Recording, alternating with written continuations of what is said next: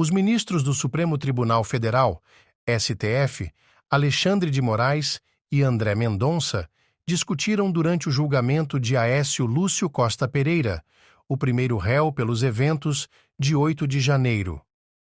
Mendonça questionou a atuação do ministro da Justiça, sugerindo que ele deveria estar disponível para dar ordens em situações como essa. Moraes discordou dessa ideia, afirmando que culpar o ministro da Justiça pelos eventos de 8 de janeiro era absurdo. Mendonça ainda expressou o desejo de ver vídeos relacionados aos eventos, alegando que o atual ministro da Justiça, Flávio Dino, não os havia entregado às autoridades.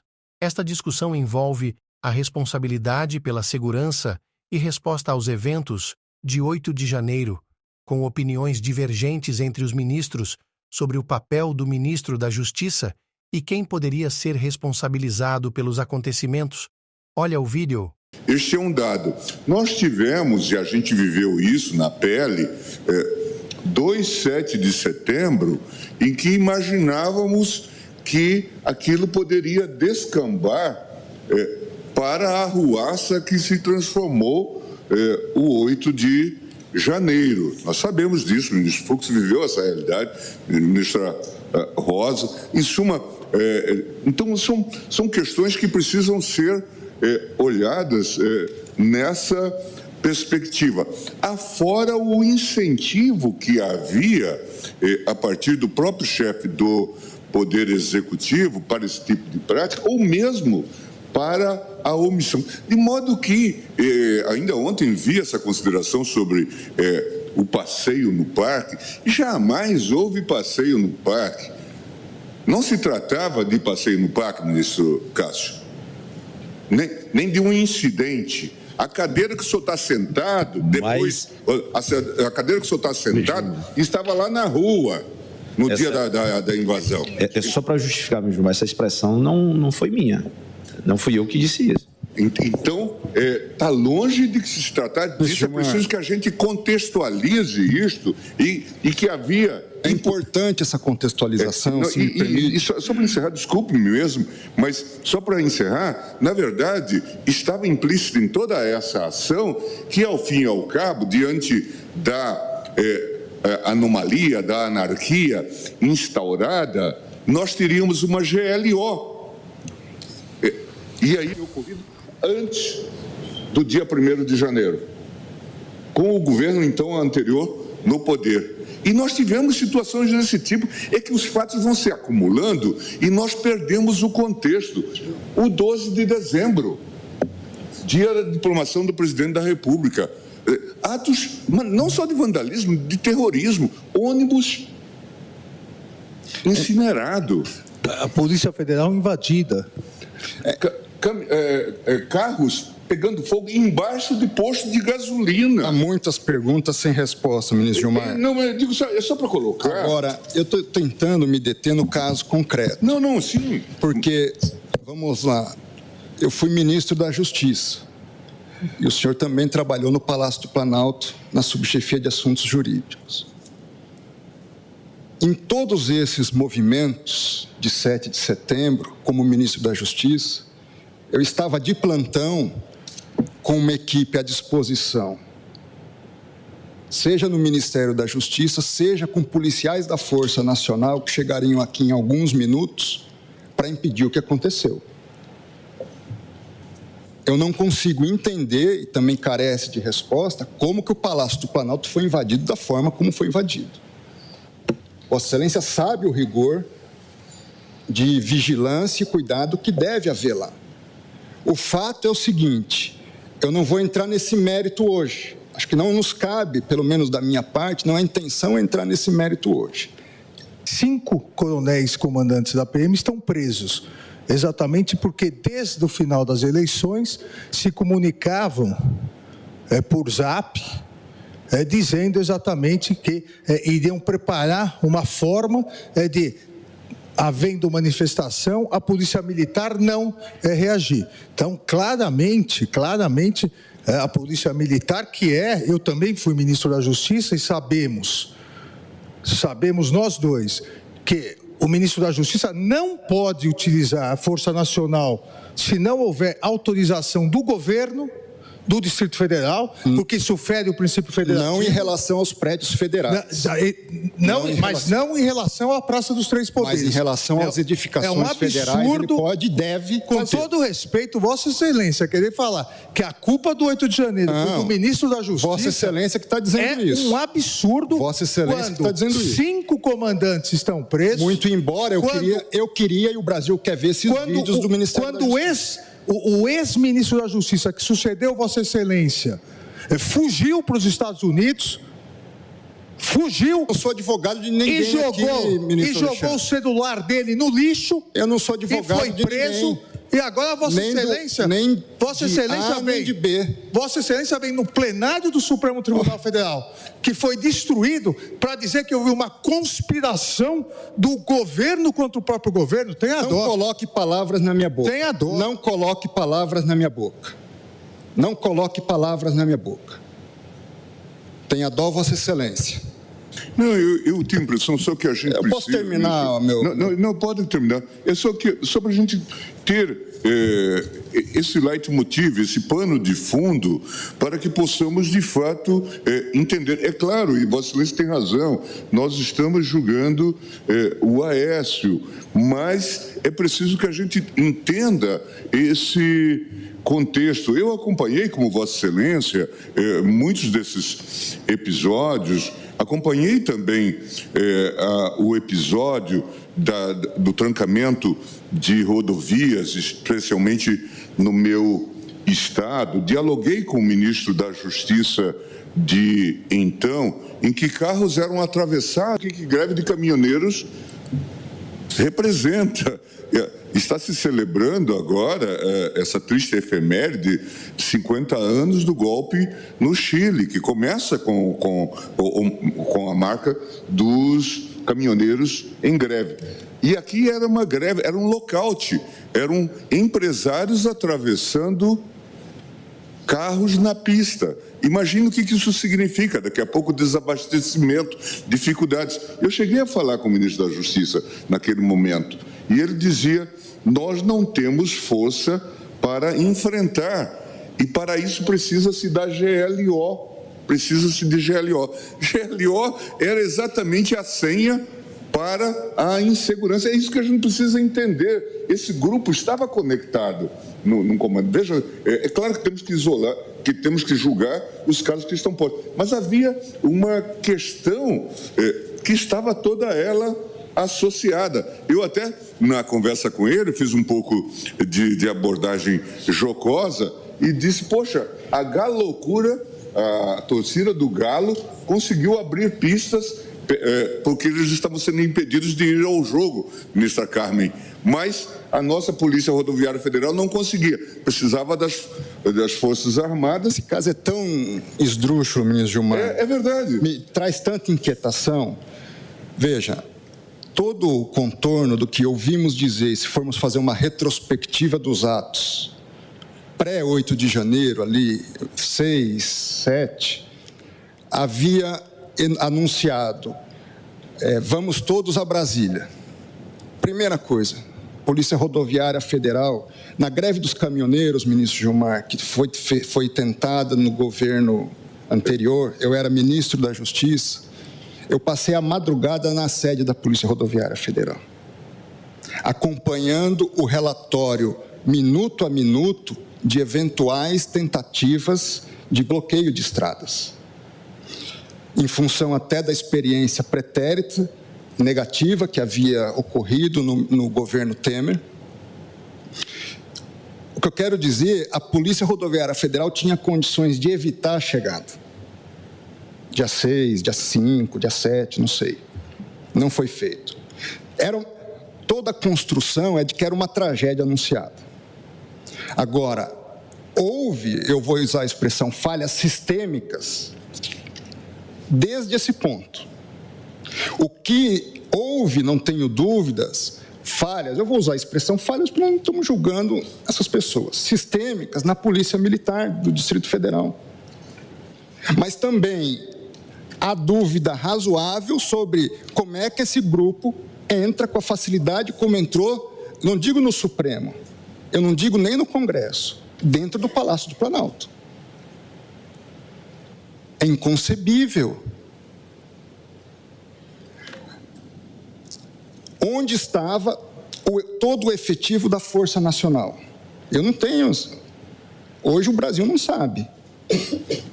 Eu me lembro naquele contexto em que havia o inquérito, ainda há o inquérito, em relação à reunião que o ex-presidente Bolsonaro teve com os ministros, e essa reunião foi gravada, e havia toda uma discussão sobre, a partir de uma determinação do ministro Celso de Mello, para se entregar aquele vídeo, aquela fita, e toda a atuação, tanto minha como do ministro Levi, à época advogado-geral, nós temos que entregar independente do que contenha.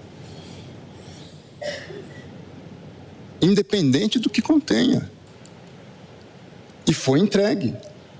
Agora, chama a atenção o Ministério da Justiça não disponibilizar ou não ter os vídeos correspondentes. Nós precisamos tratar todos igualmente, com os rigores correspondentes e também com o reconhecimento de que certas situações geram um não enquadramento em determinada conduta. Em relação a esse réu, não vejo na atitude dele um ato idôneo de golpe de Estado. Vimos, eu e meu gabinete, mais de 1 hora de vídeo dele transitando pelo Senado Federal.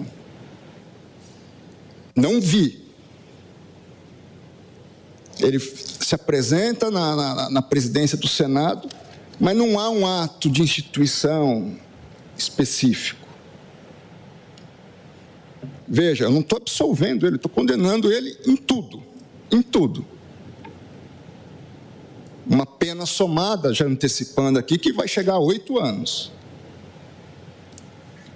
Estou longe de ser leniente, mas também não serei, na minha visão, injusto em tipificar alguém por uma conduta que entendo que ele, seja por questões pontuais, seja por uma questão, e aí é uma questão teórica mesmo, de condutas, se elas se absorvem ou não de direito penal,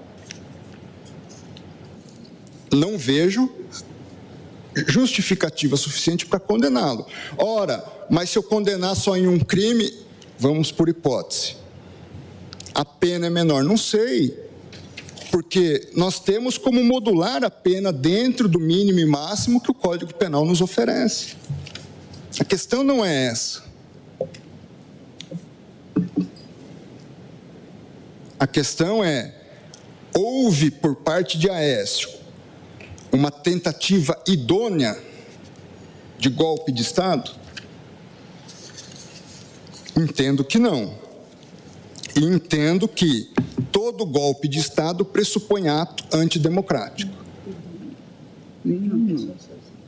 Razão pela qual há uma consunção, um absorve o outro.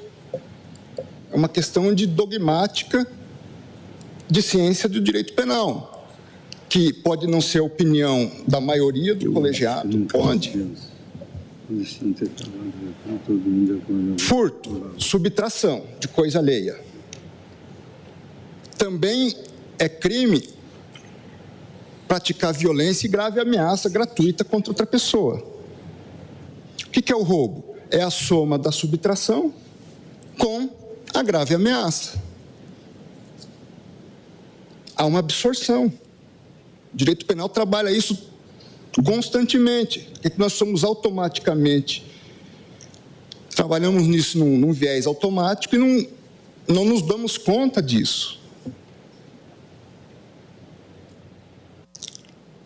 Tive sérias dúvidas sobre a questão do dano e a questão do Código Penal e a questão do crime contra o patrimônio cultural.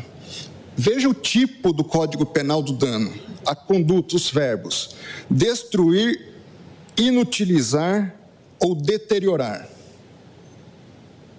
A conduta do crime contra o patrimônio cultural: destruir, inutilizar ou deteriorar. Os mesmos verbos. Também não é simples. Entendo, porém, que, de um lado aqui, há sim um princípio de absorção nesses ilícitos. Entendi, por outro lado, que nesses crimes havia condutas diversas.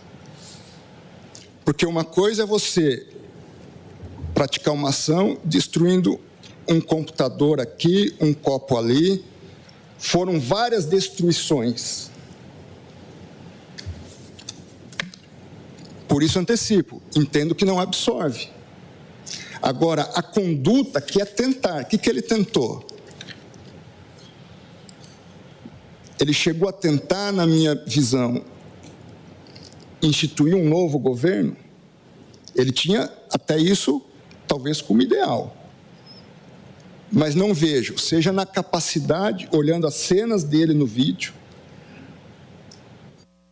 não houve um planejamento posterior sobre o que fazer.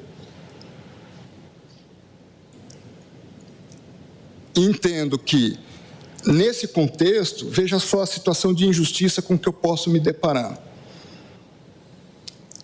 Seria menos gravoso para ele destituir e dar o golpe do que fazer o que ele fez. Que ele incidiria só num tipo. E nós estamos, repito, uma lei nova, um contexto extremamente complexo. E, ministro Alexandre, eu não pré-julgo ninguém, mas também não isento, seja de um lado, seja de outro. Nem eu, ministro André. É isso. Tanto que todos estão sendo investigados. Porque absolutamente todos estão sendo investigados. Eu digo isso porque Vossa Excelência fez uma referência a mim que reputo extremamente injusta. Então, se Vossa Excelência se sentir ofendido, eu retiro a referência. Eu agradeço. Agradeço. E peço minhas desculpas. E se alguma coisa também eu fiz de modo indevido, tenha minhas desculpas. O que eu quero dizer é que nós estamos participando de um julgamento que ele vai nortear. Eu sei que tem todo esse contexto específico e é fato e tem que ser considerado. Mas a probabilidade do Supremo Tribunal Federal decidir originariamente, novamente, um caso de manifestações violentas é muito raro. Seja em Brasília, seja fora de Brasília. A tendência é que esses julgamentos ocorram em primeiro grau e sigam os recursos correspondentes. E nós estamos balizando uma jurisprudência que vai servir de parâmetro para todas as outras manifestações, queiramos nós ou não, porque isso não vai depender de nós. E, ao mesmo tempo que penso não devemos ser lenientes, também penso que não devemos ir além do que o marco legal nos permite, logicamente, com a devida vênia, dentro da minha respectiva limitação e interpretação. Não sou dono da verdade também, não. Eu vou, então, trago aqui os fundamentos para a condenação nos crimes de dano e de destruição, inutilização, deterioração do patrimônio cultural. Partindo para as penas, senhora presidente, eminentes pares. Trago também a justificativa de dosimetria correspondente, que estará disponível no meu voto e farei a entrega tão logo encerrada a sessão. no sentido de julgar parcialmente procedente a pretensão acusatória em relação ao réu Aécio Lúcio Costa Pereira, para 1. Absolvê-lo da acusação do delito do 359-M do Código Penal, com fundamento no artigo 386-3 do Código de Processo Penal. Não haver provas suficientes. 2. Condená-lo como incurso no artigo 359-L do Código Penal, que trata da questão do Estado Democrático de Direito, tentativa de abolição. Artigo 288, parágrafo único do Código Penal, que é a associação criminosa. E no artigo 62.1 da Lei 9.605, de 98, que trata do patrimônio cultural, somando-se as penas correspondentes em concurso material em 7 anos e 1 mês de reclusão, mais 25 dias multa, no valor unitário do mínimo legal. Por fim, também condená-lo em concurso material como incurso no artigo 163, parágrafo único, incisos 1, 2, 3 e 4 do Código Penal, a pena de detenção de 10 meses e 25 dias multa.